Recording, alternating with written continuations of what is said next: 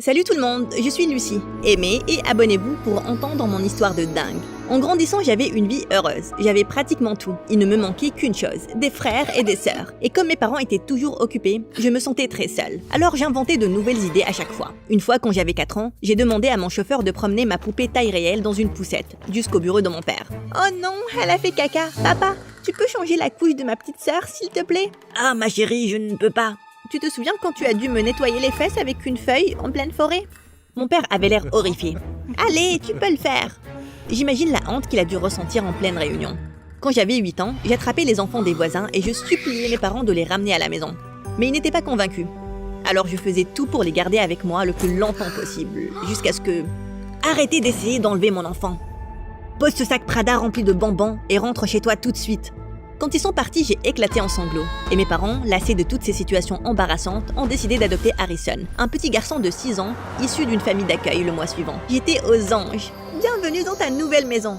Waouh, c'est immense. C'est un orphelinat? Il était tellement mignon. Mais il ne jouait pas avec les jouets que nos parents lui achetaient. Il préférait ramasser des boîtes de conserve dans la poubelle et jouer avec. Il portait aussi toujours les mêmes vêtements, jusqu'à ce qu'ils soient usés. Mon cœur se serrait en le voyant. Alors j'ai pris les choses en main et j'ai tout décidé pour lui depuis ce jour-là. Mais à l'extérieur, son innocence faisait rapidement de lui une cible pour les brutes. À l'école primaire, un garçon Finn s'acharnait sur lui. Un jour, il l'a même forcé à nettoyer ses chaussures couvertes de crottes de chien. Hé, dégueulasse! Je suis entrée en mode dément et j'ai fait fuir Finn. Mais la prof m'a vu lui mettre un œil au beurre noir. Lucie Gado-Raffaelli, dans mon bureau, immédiatement. J'étais dans un sacré pétrin. J'ai eu 3 semaines de retenue et maman m'a obligée à faire le ménage pendant le double du temps. Mais ça en valait la peine. Finn n'a plus jamais embêté Harrison.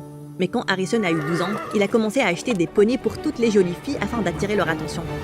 Celui-ci est pour toi. Elle s'appelle Chestnut et elle adore la glace au goût de carotte. Oh mon Dieu, merci! En tant que grande sœur responsable, je devais passer chez toutes ces filles plus tard pour réparer les dégâts. Chestnut revient avec moi. Hé, c'est du cachemire cette écharpe. Donne-la-moi, et reste loin d'Harrison, compris? J'étais vraiment inquiète qu'au moindre battement de cils d'une fille, ils se mettent à lui acheter des sacs Prada et des jupes Miu Miu. Au lycée, les enjeux étaient encore plus élevés. Il y avait plus de brutes qui essayaient de le piéger. Mais la plus grande menace, c'était les filles canons qui tentaient de le charmer. Heureusement, mon copain Justin était 100% sincère. En plus d'être super beau, c'était le meilleur joueur de basket. Harrison va se faire démonter. Et tu vas le suivre avec une batte de baseball pour taper sur tous ceux qui essayent? J'aimerais bien, mais j'ai mes propres affaires à gérer. Mais peut-être que si tu peux... Non, hors de question. T'as qu'à engager quelqu'un comme Nathan. Ce n'est pas comme si tu me manquais d'argent. C'est ça. Je plaisantais, Lucie. Mais j'étais déjà en train de sprinter à la recherche de Nathan. Ah, Nathan, le rédacteur en chef du journal du lycée. L'intello typique, mais ne le sous-estimez pas. Ce mec sait exactement ce qu'il fait. Je me souviens qu'au collège, quelqu'un étalait des crottes de nez sur tous les murs. Et devinez quoi? C'était notre prof le plus cruel, Monsieur Wobblebottom. Et Nathan l'avait chopé en flagrant délit. Souris pour la photo! Alors si je voulais tout savoir sur les filles qui essayaient de mettre le grappin sur Harrison, c'était à lui que je devais m'adresser. Mais quand je suis entrée dans le bureau du journal, je ne l'ai pas vu. À la place, il y avait un blond musclé avec un piercing au nez. Et là, j'ai compris. C'était Nathan! Waouh! Sacrée transformation. La puberté a fait des merveilles sur lui. Tiens donc, la reine des abeilles, qu'est-ce que tu fais là? Je veux que tu me tiennes au courant de toutes les filles qui approchent Harrison. Je suis prête à payer n'importe quoi. J'ai glissé une enveloppe remplie de billets sur la table, mais Nathan a juste éclaté de rire. Une info contre une info. Raconte-moi tout sur Justin. Quoi? Justin? Pourquoi? Les mecs veulent être lui. Les filles veulent être avec lui. Donc tu me donnes des infos sur son style de vie et je t'aide à surveiller ton petit frère. Marché conclu? Ah, j'avais tellement envie de le frapper. Mais maintenant j'étais coincée. Après tout, balancer quelques potins sur Justin, je n'étais pas bien méchant. Et ça pouvait même lui ramener encore plus de fans. Pendant un mois, j'ai eu toutes les infos sur les filles qui s'intéressaient à Harrison. Et j'ai pu les stopper avant qu'elles n'aillent trop loin. Et tout ce que j'avais à faire, c'était écouter un peu plus Justin quand il me parlait de sa nouvelle poudre protéinée ou je ne sais quoi. Mais les choses se sont compliquées quand le premier article sur Justin est sorti. Gains, venez vers moi. Il m'a arrêté devant mon casier et m'a collé son téléphone sous le nez. T'es au courant de ça? Quoi? Ton régime spécial sans glucides? Dans le journal du lycée? Comment ils ont su ça? Je mange mon déjeuner dans le débarras de la salle de sport, juste pour garder ça secret. Seules 2 personnes le savent, mon coach et toi. Détends-toi, c'est juste un régime, un plan alimentaire. C'est ce qui fait la différence entre un niveau olympique et un joueur de ligue locale. Tu ne piges rien, tu n'as jamais rien pigé. Il est parti en furie avant que je puisse dire quoi que ce soit. Et soudain, Nathan a surgi de nulle part. T'inquiète pas pour ça. J'ai une autre info qui va te retourner le cerveau. Il m'a dit qu'Harrison et une fille, Nathalie, se voyaient en cachette après les cours. Et aujourd'hui, elle s'est acheté un nouvel iPhone. Ok. Et alors? Nathan m'a expliqué que Nathalie était boursière et qu'il était impossible qu'elle puisse se payer le dernier iPhone. 700 su! Ce serait un énorme scoop si on pouvait prouver qu'elle utilise Harrison pour son fric. Ah, c'est sûr et certain. Et comme t'es la sœur d'Harrison, je me suis dit que tu pourrais t'infiltrer et m'aider à démasquer Nathalie. Marché conclu. La première étape était de découvrir tout ce que Nathalie avait escroqué à mon frère. Nathan avait eu son code de casier. Alors j'ai profité d'une heure libre pour aller fouiller dedans. Des livres, des vêtements de sport, de la papeterie. Rien de compromettant. Sur l'intérieur de la porte du casier, il y avait une photo d'elle et d'Harrison, avec un gros cœur dessiné autour. Burk. Mais ce qui a vraiment attiré mon attention, c'était un dossier intitulé « Opération Fric ». Bam! Juste à ce moment-là, la porte du casier s'est renfermée violemment sur moi. C'était Nathalie. T'as trouvé ton bonheur, voleuse? C'est marrant que tu dises ça, alors que c'est toi qui lorgne sur le portefeuille de mon frère. Ah ouais, et qu'est-ce que je lui ai pris? Puis en regardant sa main posée sur la porte du casier, j'ai vu que Nathalie portait une bague en diamant scintillante. Ah, lâche-moi! Et ça, tu l'as eu comment? En fouillant les poubelles? La foule a commencé à murmurer. J'ai attendu que Nathalie s'effondre sous la pression. Mais au lieu de ça, elle semblait plus confiante que jamais. Harrison me l'a donnée comme bague de promesse. Il me l'a offerte parce qu'il veut qu'on soit sérieux à partir de maintenant. Avant que je ne puisse réagir, quelques filles ont poussé des cris d'excitation et ont couru hors de la foule pour acclamer Nathalie.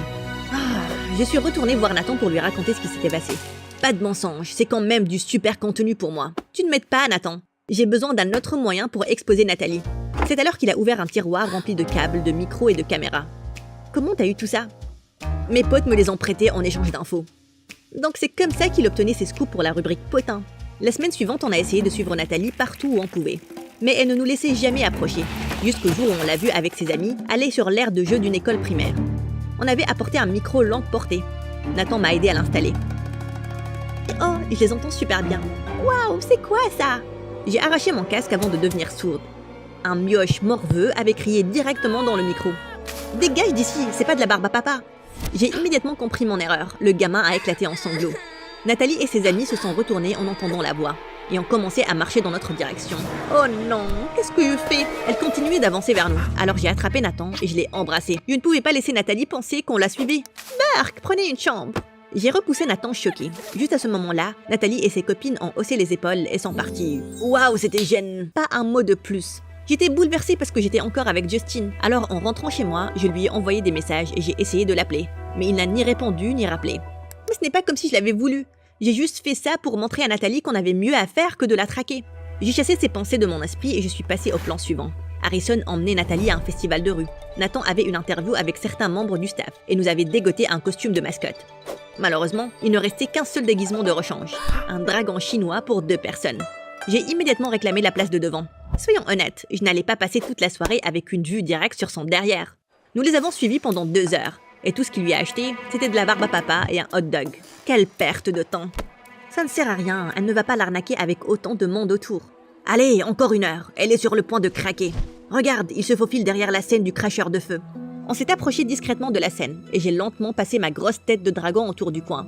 Oh mon Dieu, non! Quoi? Qu'est-ce qui se passe? Je crois qu'ils vont... Bah oui, ils sortent ensemble. Bark, je refuse de regarder. Tu dois regarder. Elle va lui faire un gros bisou, puis lui demander de lui acheter quelque chose. J'en suis sûre. J'ai regardé à nouveau, mais Harrison et Nathalie se fixaient les yeux pleins d'étoiles. J'ai cru que j'allais vomir. Harrison a posé ses mains sur la taille de Nathalie et l'a tirée vers lui. C'en était trop. J'ai reculé d'un coup, trébuchant sur Nathan. Fais gaffe! À ce moment-là, on est tombé contre le poteau du chapiteau du cracheur de feu, faisant s'effondrer tout son décor. Tout s'est écroulé juste au moment où il crachait une énorme flamme. Lève-toi, il faut qu'on file d'ici. Enlève-le! J'ai arraché le costume et j'ai réalisé que la situation n'était pas aussi catastrophique que je le pensais. Il y avait bien un petit feu sur la scène, mais il a vite été éteint avec les extincteurs à proximité. Les seuls à paniquer, c'était nous, et tout le monde nous regardait. Lucie, qu'est-ce que tu fais ici? Tu vois? Je te l'avais dit. Ils me suivent partout. Non, on est juste là pour profiter du festival. Toi et ce journaliste à potin, Nathan du journal. J'ai d'autres amis aussi. J'espère que tu ne me comptes pas parmi eux. Quoi? Je suis ton frère, mais je ne pense plus pouvoir être ton ami. Tu ne me fais même pas confiance. Confiance? C'est toi qui n'aurais pas dû lui faire confiance. Demande-lui ce qu'est l'opération Fric. Oh mon Dieu, c'était juste à propos de ces gosses de riches que je tutorais. J'en ai déjà parlé à Harrison. Harrison avait l'air profondément blessé. Il est parti en tremble, emmenant Nathalie avec lui. Elle a même osé me lancer un sourire suffisant. Elle avait gagné. T'en fais pas, Lucie. Une fois qu'Harrison verra l'épreuve, il comprendra pourquoi. Arrête, c'est fini. Je me sentais horriblement mal.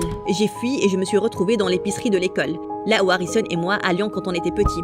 Son visage s'illuminait quand je lui ai acheté des verres en gélatine, comme si c'était le trésor le plus précieux du monde. Je n'ai pas pu me retenir et j'ai éclaté en sanglots. Je t'ai jamais vu transpirer avant. Justin se tenait au-dessus de moi en tenue de basket. Ah, juste quand je pensais que cette journée ne pouvait pas être pire. Qu'est-ce qui se passe? Harrison me déteste. Il pense que je suis trop protectrice. Enfin, tu l'es quand même. Tu ne vois pas que je suis en train de pleurer? J'étais sincère. Tu ferais n'importe quoi pour ton frère, même vendre mon plan alimentaire secret. Tu le savais? Je l'ai compris plus tard, et c'est là que j'ai réalisé. Tu n'as pas de place dans ton cœur pour un autre gars en ce moment. Pas tant que tu veilles encore sur Harrison. Je pensais que tu serais plus en colère. Je suis tellement désolée. Je suis une horrible personne. Pas du tout. Je savais que tu avais une bonne raison. T'es quelqu'un de bien. Mais ce n'est pas possible d'avancer ensemble. Justin passa son sac sur son épaule et il a commencé à s'éloigner. Tu sais, si t'avais un peu plus foi en Nathalie, tu découvrirais peut-être quelque chose qui en vaut la peine. Et sur ces mots, il a disparu. Mais il venait de me donner une idée. J'ai traversé la ville jusqu'au seul endroit où je pouvais découvrir qui était vraiment Nathalie, chez elle. La mère de Nathalie a ouvert la porte et m'a invité à entrer.